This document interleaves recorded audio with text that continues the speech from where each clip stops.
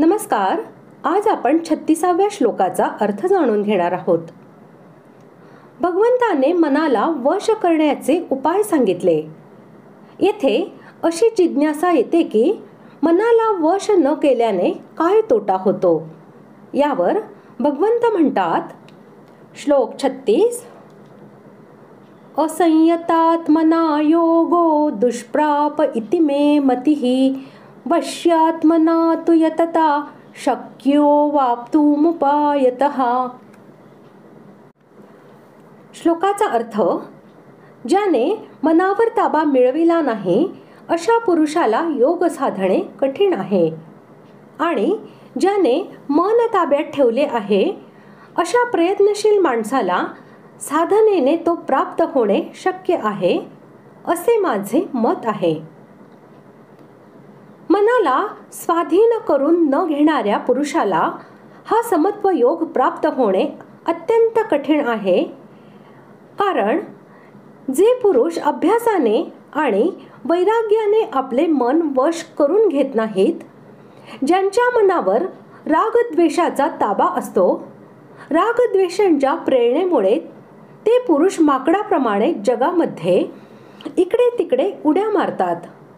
जेव्हा मन भोगामध्ये इतके आसक्त असते तेव्हा त्याची बुद्धी ही अनेक फाटे फुटलेली आणि अस्थिर अशी बनते. अशा स्थितीत त्याला समत्व योगाची प्राप्ती कशी होणार. म्हणूनच असे म्हटले आहे,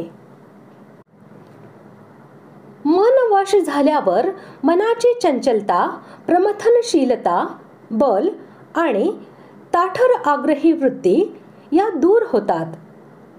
सरळ शांत अनुगत शिष्याप्रमाणे मन हे इतके आज्ञाकारक होते की मग जेव्हा जेथे व जितका वेळ ते लावून ठेवण्याचा प्रयत्न केला जाईल तितका वेळ ते तेथे मुकाट्याने लागून राहते. तेथे लागण्यास ते जराही कुरकुर करत नाही. इंद्रियांचे ऐकून कुठे जाऊ इच्छित नाही. आपल्या इच्छेने बाजूला जात नाही, कंटाळत नाही आणि त्रास देत नाही. मोठ्या शांतपणे ते आपल्या इष्ट वस्तूमध्ये इतके एकरूप होऊन जाते की मग त्याचे स्वतंत्र अस्तित्व आहे की नाही याचा सहजासहजी पत्ताही लागत नाही. हेच मनाचे खरोखर स्वाधीन होणे होय. मनाला वश करून न घेणाऱ्या पुरुषापेक्षा ते वश करून घेणाऱ्याचे वेगळेपण दाखविण्यासाठीच तू या शब्दाचा प्रयोग केलेला आहे. मनाला वश करून घेणाऱ्या पुरुषाला प्रयत्नशील होण्यासाठी सांगण्याचे तात्पर्य असे की मन वश झाल्यावरही जर प्रयत्न केला नाही, जर त्या मनाला परमात्म्यामध्ये पूर्ण गुंतविण्यासाठी तीव्र साधन केले नाही, तर त्यामुळे समत्व योगाची प्राप्ती आपोआप होत नाही. म्हणून प्रयत्नाची गरज सिद्ध करण्यासाठीच असे म्हटले आहे. परंतु जो तत्परतेने साधनेत लागलेला आहे, अर्थात जो ध्यानयोगाच्या सिद्धीसाठी ध्यानयोगाच्या उपयोगी आहार, विहार, झोपणे, जागणे इत्यादी उपायांचे अर्थात नियमांचे नियमितपणे आणि दृढतेने पालन करत असतो, आणि ज्याचे मन संपूर्णपणे वश झालेले आहे, अशा वश्यात्मा साधकाद्वारा योग प्राप्त केला जाऊ शकतो. अर्थात त्याला ध्यानयोगाची सिद्धी मिळू शकते, असे माझे मत आहे. वश्यात्मा होण्याचा उपाय सर्वात प्रथम आपण आपल्याला असे समजावे की मी भोगी नाही, मी जिज्ञासू आहे, तर केवळ तत्वाला जाणणेच माझे काम आहे.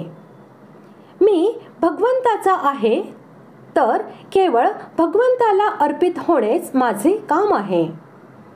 मी सेवक आहे, तर केवळ सेवा करणेच माझे काम आहे.